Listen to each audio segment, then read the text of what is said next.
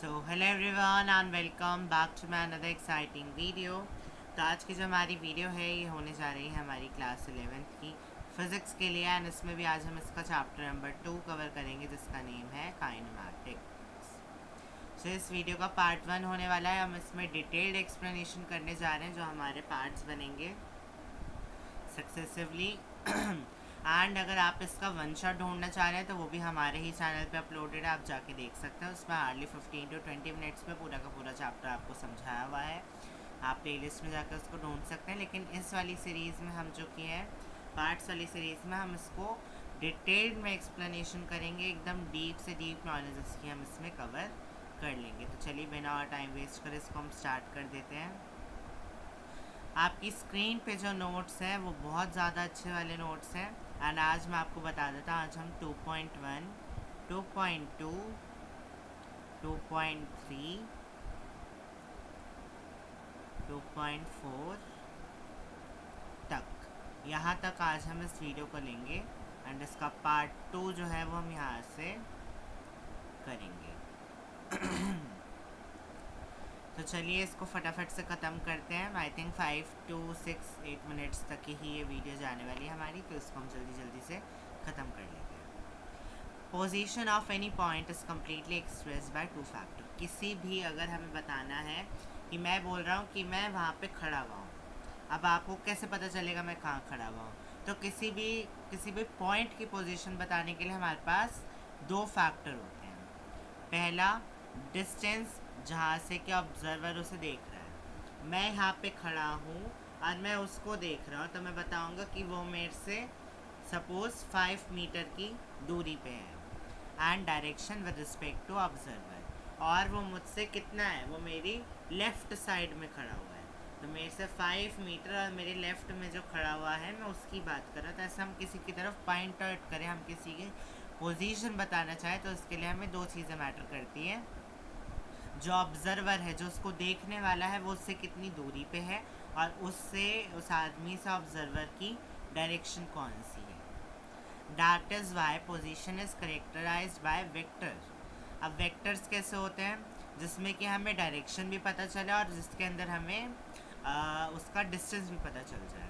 तो जो पोजीशन के लिए वेक्टर होगा उसे हम बोलेंगे पोजीशन वेक्टर। अगर हम कोई एक्स वाई प्लेन लें, ये इस तरीके से प्लेन होता है हमारा, इसमें कि इस तरफ होता है एक्स एक्सिस और इस तरफ होता है वाई एक्सिस। तो अगर मैं एक्स वाई प्लेन लूँ तो उसमें अगर मैं कोई भी एक पी पॉइंट मार्क कर लूँ तो उस पी पॉइंट के कोऑर्डिनेट्स क्या होंगे? मान लीजिए पी पॉइंट यहाँ पे है, तो उसका एक कोऑर्डिनेट यहाँ वाला होगा और एक कोऑर्डिनेट यहाँ वाला होगा। तो एक एक्स वाला होगा और एक वाई वाला होगा। तो उसको कोऑर्डिनेट्स हम एक्स कॉमा वाई से शो कर सकते हैं।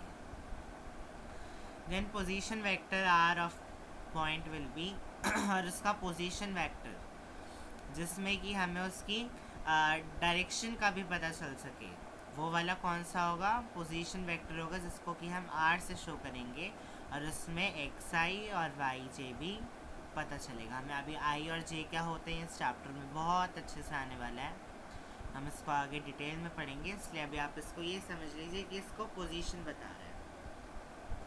If point P in a space and its coordinates are x y z, अगर P कोई वेक्टर है जो कि किसी स्पेस में है, कहीं पे भी हो सकता है प्लेन में, तो उसके कोऑर्डिनेट्स क्या क्या होंगे? एक्स में होंगे, वाई में होंगे और जेड वाला जो कि 3D में होता है इस तरीके से, यहाँ जेड में भी होंगे। ये सब अभी आपको डिटेल में पढ़ाया जाएगा। सो जैसे अगर आपको नहीं पता है तो देन डोंट कंफ्यूज, ये सब हमारा आने वाला है इस चैप्टर में बहुत ज़्यादा डिटेल के अंदर। आगे मैं बात करूं तो बताया जा रहा है कि फाइनली जो पोजीशन वेक्टर का एक्सप्रेशन होगा, अगर मैंने एक्स और वाई प्लेन लिया था तो एक्स और वाई के लिए ये वाला एक्सप्रेशन था। अगर मैं जेड प्लेन भी इंक्लूड कर रहा हूँ तो एक्स का एक्सप्रेशन जो है वो एक्स वाई जेड तीनों में हो जाएगा विद आई जे एंड के वेक्टर। जो एक्स और वाई था ये वेक्टर नहीं है, लेकिन जब इसके साथ आई जे ये सब आ गया, के आ गया, तो ये वेक्टर बन जाएगा। इतनी बातें आपको ध्यान में रखनी है। अब रेस्ट और मोशन आखिर होता क्या है? If a body does not change its position as time passes, मान लीजिए पहला सेकंड हुआ, दूसरा सेकंड हुआ, तीसरा सेकंड हुआ, चौथा सेकंड हुआ, इस वाले आदमी के रेफरेंस से, यहाँ पे एक आदमी खड़ा हुआ है, सपोज कर लीजिए there is a man standing over here, and वो किसी सेकंड आदमी को यहाँ पे खड़ा होके देख रहा है. Let me make it with a green pen. तो ये वाला आदमी इसको ऑब्जर्व कर रहा है, एंड ऑब्जर्व जब उसने करा तो उसने पाया कि 1 सेकंड हो गया, 2 सेकंड हो गया, मिनट देख लीजिए, 1 मिनट हो गया, 2 मिनट हो गया, 3 मिनट हो गए, 4 मिनट हो गए, लेकिन ये आदमी इस जगह से हिल ही नहीं रहा है, वो इसी जगह पे स्टिक होके बैठा हुआ है. ये बोला जाए that it does not change its position at time passes with respect to a frame, किसी के फ्रेम के रिस्पेक्ट में. कि अगर मैं बोलूँ इस आदमी के फ्रेम के रिस्पेक्ट में तो ही वो वैलिड होगा. That it is said to be at the rest. और वहीं मैं देखूं कि ये जो आदमी इसको देख रहा था, ये इसने पाया कि पहले सेकंड में यहाँ पे था, दूसरे सेकंड में ये यहाँ पे पहुँच गया, तीसरे सेकंड में ये यहाँ पहुँच गया, चौथे सेकंड में ये यहाँ पहुँच गया. तो इस तरीके से कुछ ना कुछ मोशन कर रहा है इस आदमी के रिस्पेक्ट में. तो हम कहेंगे that it is in motion. अब फ्रेम ऑफ रेफरेंस क्या होता है, यहाँ पे फ्रेम, रिस्पेक्ट टू फ्रेम बार बार आ रहा है. तो ये फ्रेम ऑफ रेफरेंस आखिर होता क्या है? It is a system to which a set of coordinates are attached. यहाँ पे सेट होना चाहिए, set of coordinates are attached with reference to which observer describe any event. जैसे मान लीजिए आप एक ट्रेन में बैठे हुए हैं, एक ट्रेन है, जस्ट अ सेकेंड, यस, ये एक ट्रेन है और यहाँ पे बहुत सारे ट्रीज हैं, और आप जो कि हैं इस ट्रेन के अंदर आराम से बैठे हुए हैं. Observer is at rest with respect to train, train के रिस्पेक्ट में वो बैठा हुआ है. तो ये ऑब्जर्वर है, जब ये पेड़ को देखता है तो इसके फ्रेम ऑफ रेफरेंस से ये रेस्ट में है, और जो पेड़ है वो पीछे की तरफ भागे चले जा रहे हैं. तो इसके हिसाब से तो पेड़ भाग रहे हैं, लेकिन पेड़ के रिस्पेक्ट में अगर मैं पेड़ को देखूं तो पेड़ कहेगा कि नहीं, ये तो ट्रेन भाग रही है, इस आदमी को लेके ट्रेन भाग रही है. तो हर किसी का फ्रेम ऑफ रेफरेंस अलग अलग होता है, सेम टू सेम नहीं होता है.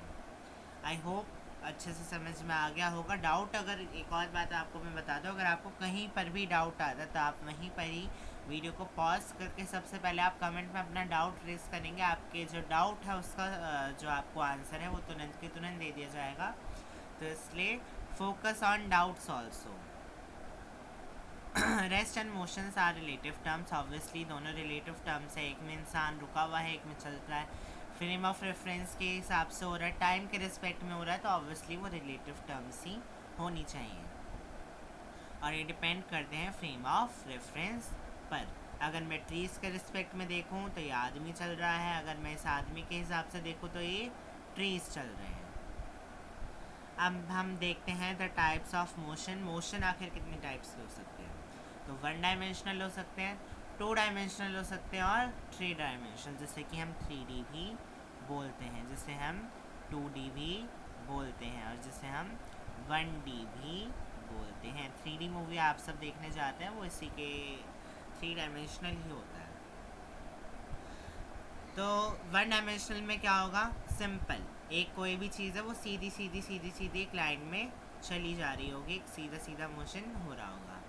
ओनली 1 कोऑर्डिनेट, या तो वो एक्स में हो रहा होगा, एक्स में वो सीधा सीधा चल रहा है, या फिर वो वर्टिकली सीधा सीधा चल रहा है. हॉरिजॉन्टल और वर्टिकल दोनों में चल सकता है. तो या तो वो एक्स में सीधा चल रहा है या फिर वो वाई में सीधा चल रहा है, मतलब दोनों में से कोई भी एक होगा. तो इसमें कोई एक कोऑर्डिनेट होगा, इसमें कि body changes with time with set to be moving 1 dimensional. 2 dimensional में क्या होगा? वो 2 प्लेन में चलेगी, जैसे कि एक ये वाला कोऑर्डिनेट है, एक ये वाला है, ये x है और ये y है. और बॉडी कुछ इस तरीके से चली जा रही है। तो अभी x के रिस्पेक्ट में भी कुछ चल रही है और y के रिस्पेक्ट में भी कुछ चल रही है। तो ये हो जाएगा इसका 2 कोऑर्डिनेट्स वाला मोशन, जिसमें कि पोजीशन चेंज करिए टाइम के रिस्पेक्ट में इन 2 डायमेंशन, तो इसे 2 डायमेंशनल मोशन कह देंगे। 3 डायमेंशनल की बात करूँ तो एक ऐसी डायमेंशन जहाँ पे कि वो 3 फ्रेम्स में चले, x में भी चले, y में भी चले और z में भी चले। जैसे कि वो कहीं भी लाई कर सकता है। इसमें 3D बनाना हमें हैंड से बहुत मुश्किल है, लेकिन अगर आप किसी स्पेयर, एक बॉल को आप इमेजिन करिए और वो बॉल उस स्पेयर के अंदर कहीं भी एक जगह पे रखी हुई है, तो ऐसी जगह पे जहाँ पे कि 3 कोऑर्डिनेट्स आ जाए, जहाँ पे 3D ऑब्जेक्ट्स आ जाएं जिन्हें हम हैंड से नहीं बना सकते, हम पेपर से उसे नहीं बना सकते, हम उसे इमेजिन कर सकते हैं, या फिर अनटिल अनलेस हमारे पास एनिमेशन ना हो तब तक हम उसको नहीं देख सकते। फिर तीनों कोऑर्डिनेट्स का यूज़ करा जा रहा है, x का, y का, z का, और पोजीशन चेंज हो रही है विद रिस्पेक्ट टू टाइम। हो गया 3 डायमेंशनल मोशन। आई होप ये तीनों मोशन आपको समझ में आ गए होंगे। एग्जाम्पल भी इसका दिया हुआ है। कार चल रही है एक स्ट्रेट रोड पे, ये स्ट्रेट सा रोड है और इस पे जो कार है ये लगातार चलती चली जा रही है। Motion of a car on a circular turn, एक सर्कुलर टर्न आया यहाँ पे और एक कार इस तरीके से मुड़ गई। And motion of a flying kite, kite ऐसे भी चलती है, ऐसे भी जाती है, ऐसे भी जाती है, मतलब वो हर जगह जा रही होती है। या फिर कई आपने कीड़ा उड़ते हुए देखा होगा तो वो हर जगह पे उड़ता है, कोई इसकी स्पेसिफिक स्ट्रेट लाइन या फिर एक राउंडेड कोई बाउंड्री नहीं होती है। अब हम डिस्टेंस और डिस्प्लेसमेंट को जल्दी से देख लेते हैं। डिस्टेंस क्या होता है? एक्चुअल पाथ लेंथ, कि मान लीजिए ये A है, ये B है। Let me change my pen colour, just a second.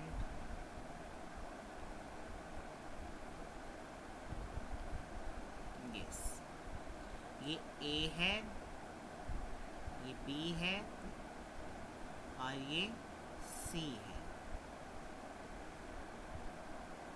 और ये D है।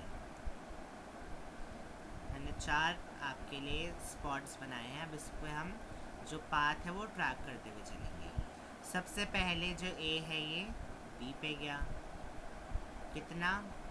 5। अब ये B जो है ये C पे गया, कितना? 5 मीटर। मीटर में इसको हम कैलकुलेट करेंगे, डिस्टेंस मीटर में होता है। और ये जो C है ये D पे गया, कितना? 5 मीटर।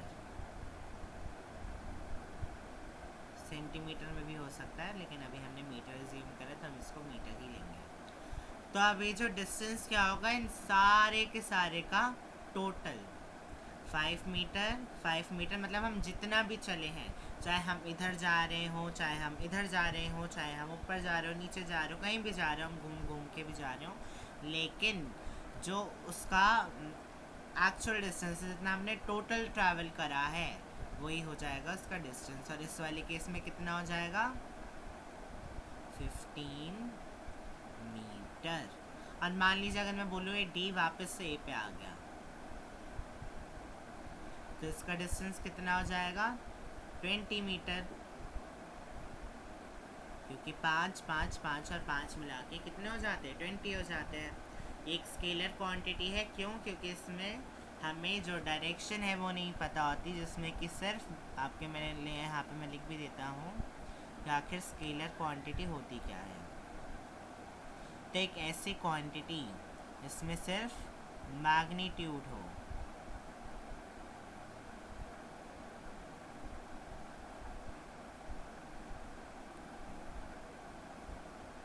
लेकिन इसके पास डायरेक्शन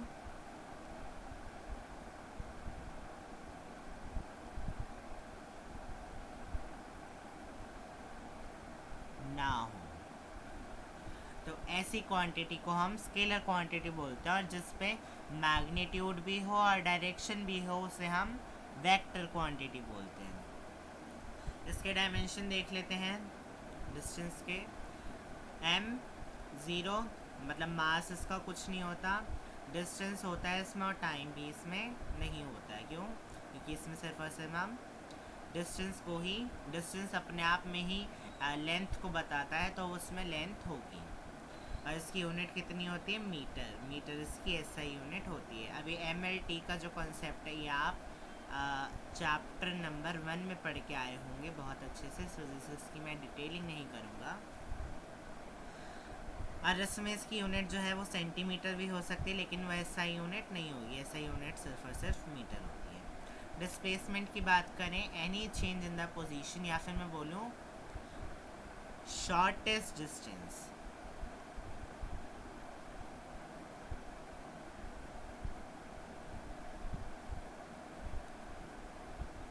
shortest distance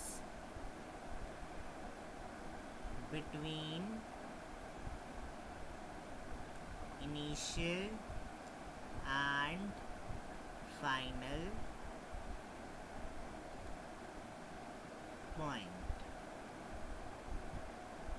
या फिर एक ऐसा वेक्टर जो कि ज्वाइन कर रहा हो इनिशियल और फाइनल पॉइंट को। इसमें भी हम वैसे ही एग्जांपल लेंगे जैसे हमने ऊपर लिया था। आपके पास है A, B और C। इस बारी क्या हुआ, जो A था वो B पे गया 5 मीटर, और जो B है वो वापस घूम के C पे आ गया 10 सेंटीमीटर। मतलब जो A है इसके भी पीछे लाया करता है C।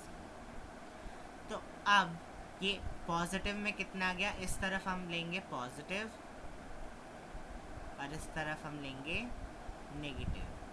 तो ये पॉजिटिव में कितना गया 5 सेंटीमीटर और नेगेटिव में कितना गया 10 सेंटीमीटर। दोनों को ऐड कर दो, 5 सेंटीमीटर प्लस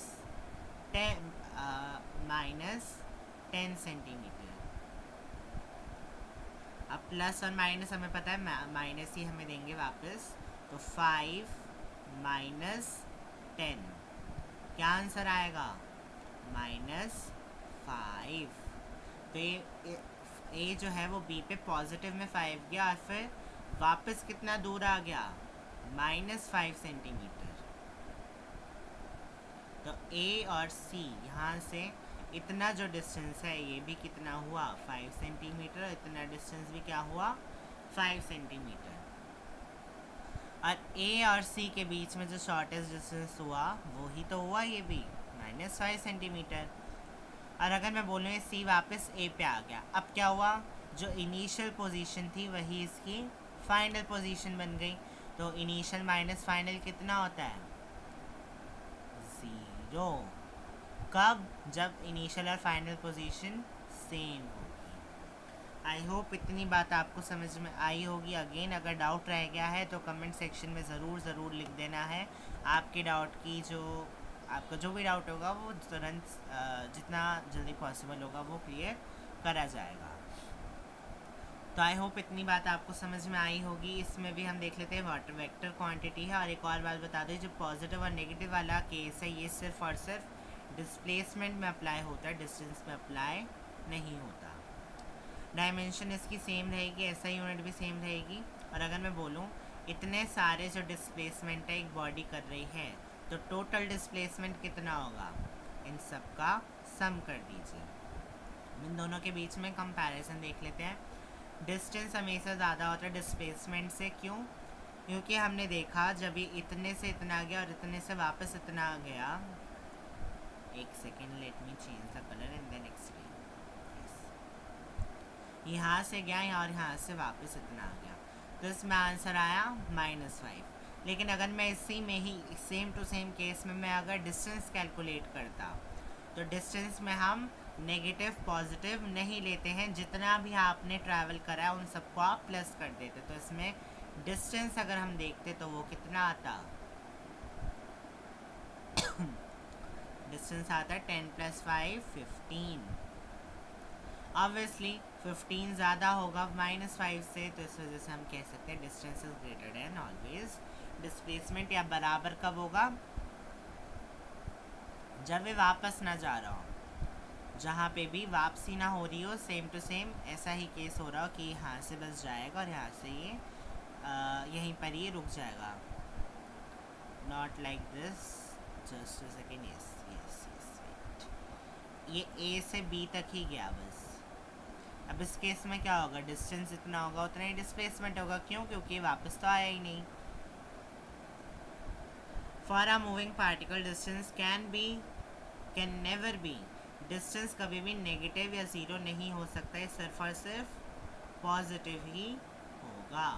वहीं डिस्प्लेसमेंट जो है ये ज़ीरो, नेगेटिव, पॉजिटिव तीन हो सकता है।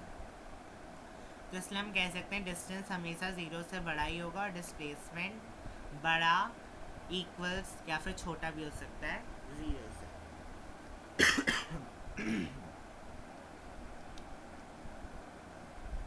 डिस्प्लेसमेंट जो है वो शॉर्टेस्ट डिस्टेंस होगा और डिस्टेंस जो है वो एक्चुअल पाथ होगा। For moving a particle distance can decrease with time, distance जो है वो टाइम के साथ कम भी होता रह सकता है। Sorry, distance can never decrease, distance कभी डिक्रीज नहीं होता है, डिस्टेंस हमेशा टाइम के साथ इंक्रीज ही होता है। लेकिन वहीं जो डिस्प्लेसमेंट है वो टाइम के साथ डिक्रीज हो सकता है। अगर हम बोलें कि कोई भी चीज़ डिक्रीज हो रही है यानी कि डिस्प्लेसमेंट में टाइम के साथ, तो बॉडी जो मूव कर रही है वो इनिशियल पोजीशन की तरफ मूव कर रही है, मतलब ये जहाँ से शुरू हुई थी वापस उसी की तरफ जा रही है, तभी इसकी वैल्यू जो है वो वापस से डिक्रीज होने लग रही है। जैसे कि हमने देखा था यहाँ पे इसकी वैल्यू -5 में चली गई थी, क्यों, क्योंकि वापस चला गया था। तो इन जनरल अगर हम बोलें तो मैग्नीट्यूड जो है डिस्प्लेसमेंट का वो कभी भी डिस्टेंस के मैग्नीट्यूड के इक्वल नहीं हो सकता है। However it can be if the motion is along the straight line. लेकिन मैंने आपको बताया था अगर इस स्ट्रेट लाइन में हो तो जितना डिस्टेंस होगा उतना ही डिस्प्लेसमेंट होने वाला है, without any change in direction, जिसमें कि डायरेक्शन भी ना चेंज हो रही हो, स्ट्रेट लाइन ही चल रही है और सेम डायरेक्शन में चल रही है। ऐसा नहीं कि स्ट्रेट लाइन कभी ऐसे चल रही हो कभी ऐसे चल रही हो, no, only in a specific direction and without changing the direction। तो आई होप आपको आज का जो पार्ट था वीडियो का वो समझ में आ गया होगा। अगर अच्छा लगा हो तो वीडियो को like share comment and subscribe करते हुए जाइएगा, डाउट्स को कमेंट में लिस्ट कर दीजिएगा। एंड इस वीडियो का पार्ट 2 अगर आप ये वीडियो बहुत देर से देख रहे हैं तो आ चुका है, आप उसको भी देख सकते हैं। तो meet in my next video, till then good bye.